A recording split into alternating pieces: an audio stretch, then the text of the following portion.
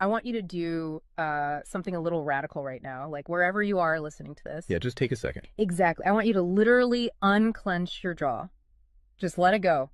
Drop your shoulders. Most of us don't even realize we're tensing up, you know? Right. And look, I don't care if you just finished, a grueling 12-hour shift on the hospital ward, or if you just stepped off a loud, dusty job site. Or even if you're just mentally exhausted from staring at screens all day long. Leave it at the door. It's over. You are officially entering quiet mode. So just take a deep breath. That's the baseline we need for this. It really is. And now I want you to look at the phone sitting next to you, or maybe the smartwatch on your wrist. Every single time that screen lights up, every time it buzzes, it steals exactly 23 minutes of your life. Welcome to the deep dive. It really is a staggering number to confront when you put it like that. 23 minutes Yeah. from one buzz. Yeah, because we tend to measure interruptions in like the seconds it takes to glance at a screen, right? Whoa! We completely ignore the massive cognitive debt we incur the moment we look away from our deep work. And that cognitive debt, that is exactly the central target of our mission today. Okay, let's unpack this. We are exploring The Sovereign Architect's Guide by Chillstar '08. Specifically, episode 6, which is titled Deep Work Dynamo, How to Finish Your Week in 4 Hours. Right. And if you remember in our last deep dive, we talked about installing the drawing those boundaries and reclaiming your personal space. But clearing the space is just step 1. It actually reveals a much deeper, much more intimidating problem. Yeah, the void. What are we actually supposed to be building in that silence we just fought for? Because if we don't have a blueprint, the noise of the world is just going to rush right back in to fill it. Oh, for sure. We have this natural horror of a vacuum. The second our schedule opens up even slightly, our instinct is to pack it with activity. We just have to be doing something constantly. Exactly. We are culturally conditioned to equate motion with progress. Yeah.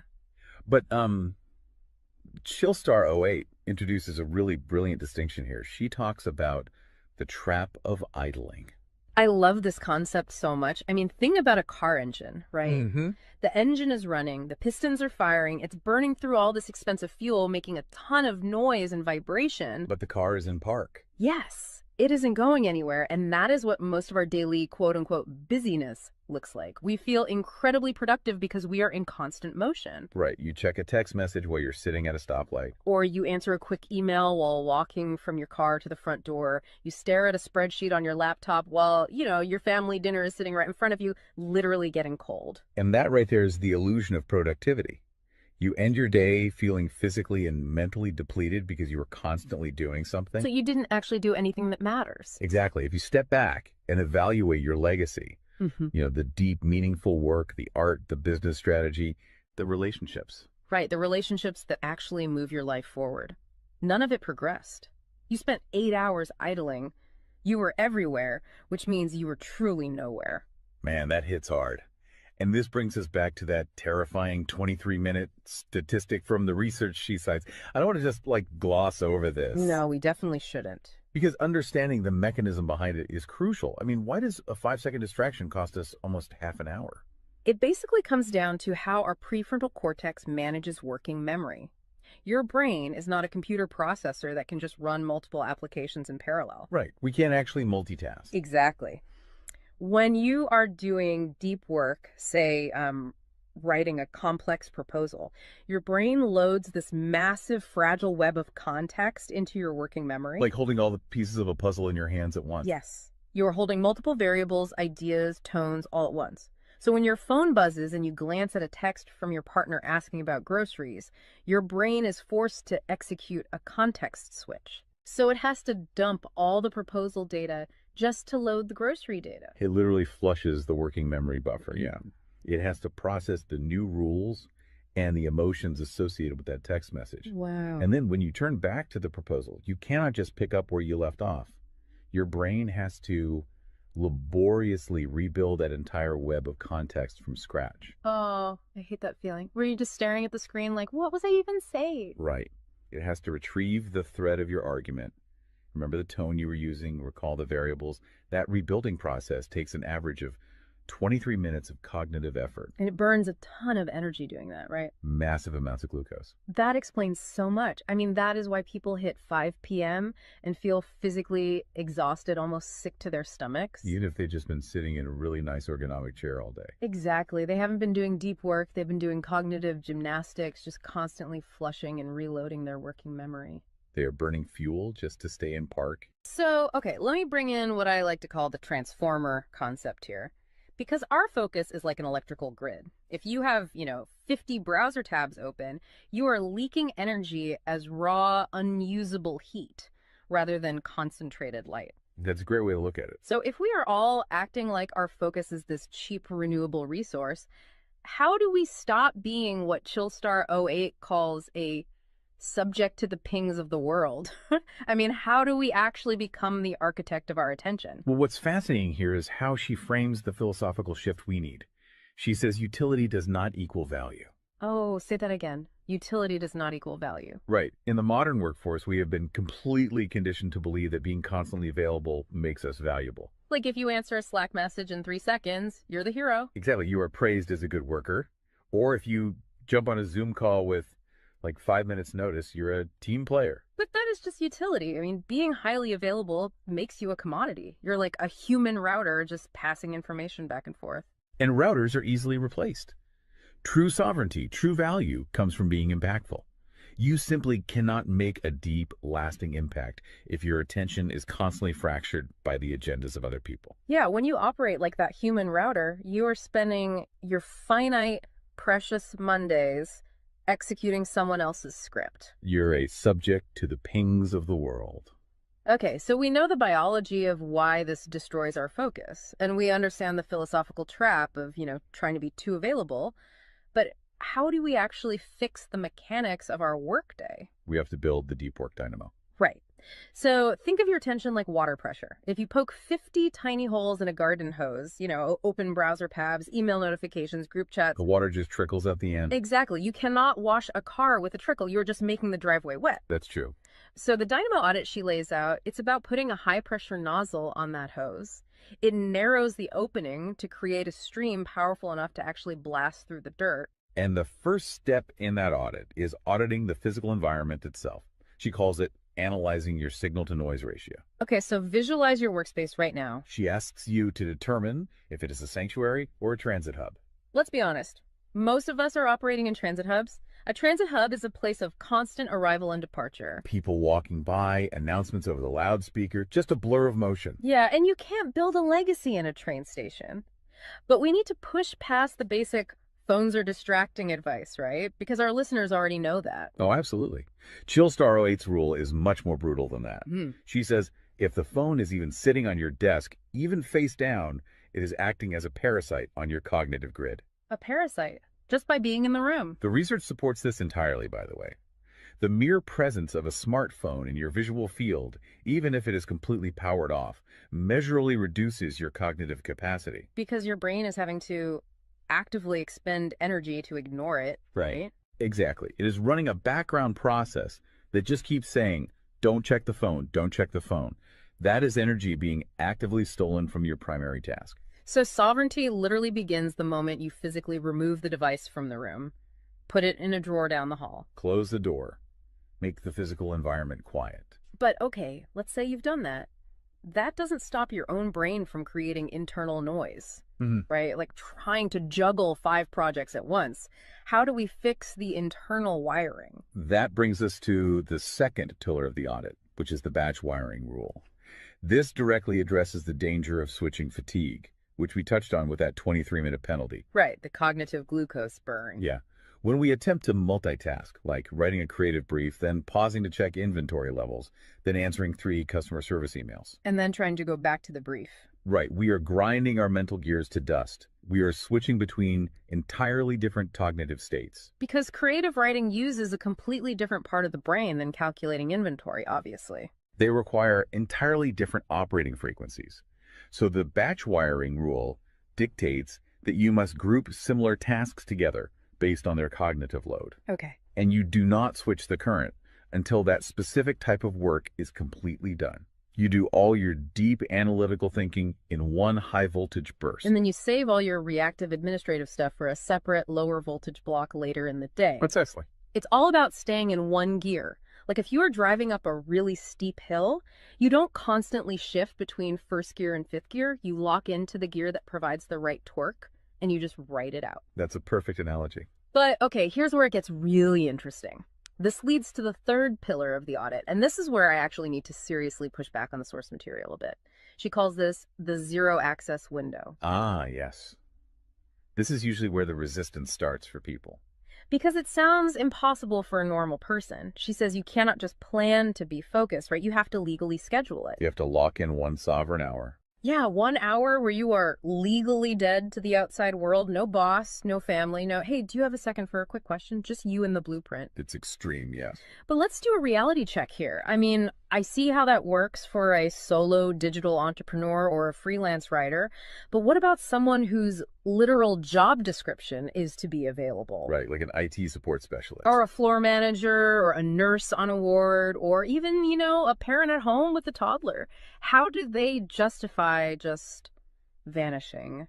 It feels like this advice only applies to a very specific, privileged type of worker. That is the most common and, frankly, the most valid hurdle to this entire system. But we really have to look at how the principle scales, and we have to look at the internal psychology of the worker. Okay, walk me through that. First, let's address the context of Chillstar '08's own life. She is not some solitary monk living on a mountain. She is a wife, a mother, and a grandmother. Oh, wow. Okay. Yeah, and she runs a luxury travel agency and a digital marketing business. Her entire professional and personal life is built around communication and client management. She probably receives hundreds of legitimate demands on her attention every single day. So she is really in the thick of it. She isn't just speaking from some ivory tower. Far from it. She implements the zero access window because of those demands, not in spite of them. Now, for the IT manager or the nurse, obviously, you cannot vanish while on active duty if your role is acute response. Right. You can't ignore a burning server or a patient monitor. Exactly. But the principle applies to the deep work surrounding the active duty, the scheduling, the charting, the strategic planning. Even in highly reactive jobs, there is legacy work that gets pushed to the margins. That makes sense. And the challenge isn't just logistical, it is deeply psychological. It's the internal guilt, isn't it? Yes, exactly. People feel like bad employees or bad parents or bad partners when they set a hard boundary. Yeah. We tie our entire self-worth to our responsiveness. We think, if I am not instantly available, I am failing them. Man, that is so true. We feel guilty for taking an hour to ourselves. But setting a zero access window is not about neglecting your family or your team. It is about condensing your high level work into massive, high impact bursts of energy so that you can actually be present later. Wow. Okay. Consider the alternative. If you don't carve out that absolute focus, you end up giving your family or your team partial fractured attention for 12 hours straight. Exactly. You are physically at the dinner table, but mentally you are drafting an email. Or you are sitting on the floor playing with your kid, but you're checking a Slack notification over their shoulder. You are trading constant low quality availability for scheduled high quality presence. It is entirely about communicating boundaries to protect the quality of the time you do give people. You tell your team, look, I am going offline for 60 minutes to finish this crucial report. If the servers literally catch fire, call this specific emergency number. Otherwise, I will address all questions at 11:00 a.m. Right. You aren't vanishing to hide. You are vanishing to get the work done efficiently so you can actually live your life. Which brings us to the ultimate why behind this entire system. Because once you fight through that guilt, once you build this 4-hour fortress, you have to know what it is all for. It's not just about becoming a hyper-efficient robot. No, because if you use these tools just to do more of your boss's busy work or to take on 3 more stressful projects, you have entirely missed the point. You are just speeding up the treadmill. If we connect this to the bigger picture, the destination we are driving toward is a concept she calls passive magnetism. Okay, break down passive magnetism for us, because it sounds a bit abstract. Think of it as the gravity your work generates when it is undeniably good. Most people operate with active desperation. They're loudly networking, constantly posting, aggressively chasing clients or promotions. Just relying on sheer volume to get noticed. Right. Passive magnetism is the exact opposite. It is the ability to attract results, clients, wealth, legacy, or respect through the undeniable quality of your deep work. Because you actually took the time to build something substantial rather than just talking about building it. Yes, when you engage the deep work dynamo, you produce work so concentrated and so valuable that it acts as a magnet. You don't have to chase the market comes to you. And the ultimate prize of achieving that passive magnetism isn't just more work. The prize is time. Time is the ultimate currency.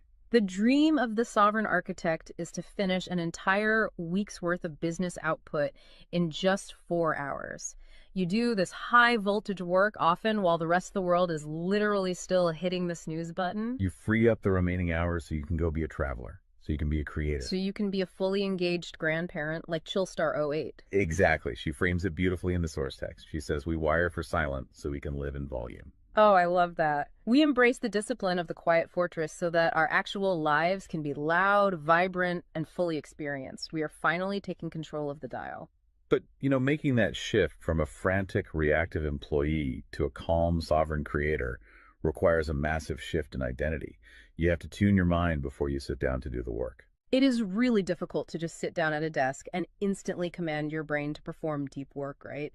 Especially if you've spent the last hour navigating traffic and listening to the news. You need a transition ritual to cross that threshold. And Chillstar '08 provides something for this transition called the Chillstar's Creed.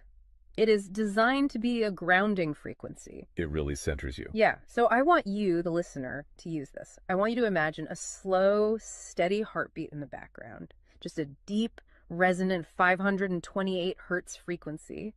Just let the frequency of these words settle into your mind before you initiate your deep work. Ready? Take it in. I am grounded in peace. I am reaching for my stars.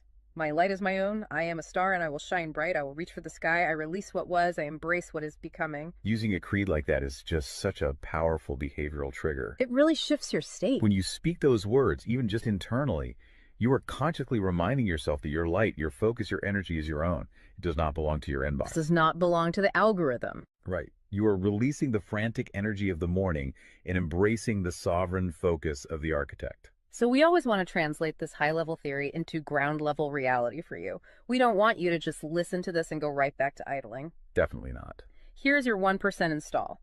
This is your micro-win to take action on this deep dive immediately. Tomorrow morning, before the world starts demanding your attention, before you check a single news site or open your email, I want you to set a timer for exactly 60 minutes. Put your phone in another room entirely. Yes, physical distance. Do not open any extra browser tabs. Pick one legacy task, just one, and flip the switch on your very first sovereign hour. And be prepared for it to feel incredibly uncomfortable at first. Your brain will crave the dopamine hit of a notification. Oh, you will feel an almost physical itch to check your messages. But if you can sit in that silence, if you can endure that initial friction, you will watch the dynamo start to spin. You will enter that flow state, and the old blueprints of hustling and grinding will be completely burned away. And look, if you want the actual templates to automate this piece, the specific tools and step-by-step guides to build the system out completely and protect your location-independent freedom, you can join the Sovereign Fortress on the Chillstar '08 school community. All the blueprints are there waiting for you. They really are. As we wrap up this deep dive, I want to leave you with one final thought to explore on your own. We have spent this entire session talking about the mechanics of work. We've talked about condensing your week's output into just 4 hours of pure, undistracted focus. But if you actually achieve that, you're going to be faced with a beautiful, kind of terrifying question. What's that? Who are you going to become in the remaining 164 hours of your week? What if your true legacy has absolutely nothing to do with what you produce while you are busy, but entirely to do with who you are when you are finally completely silent? Wow. Unclench that jaw. Drop those shoulders. Step into the quiet. Go be great and flip the switch. We'll see you on the next deep dive.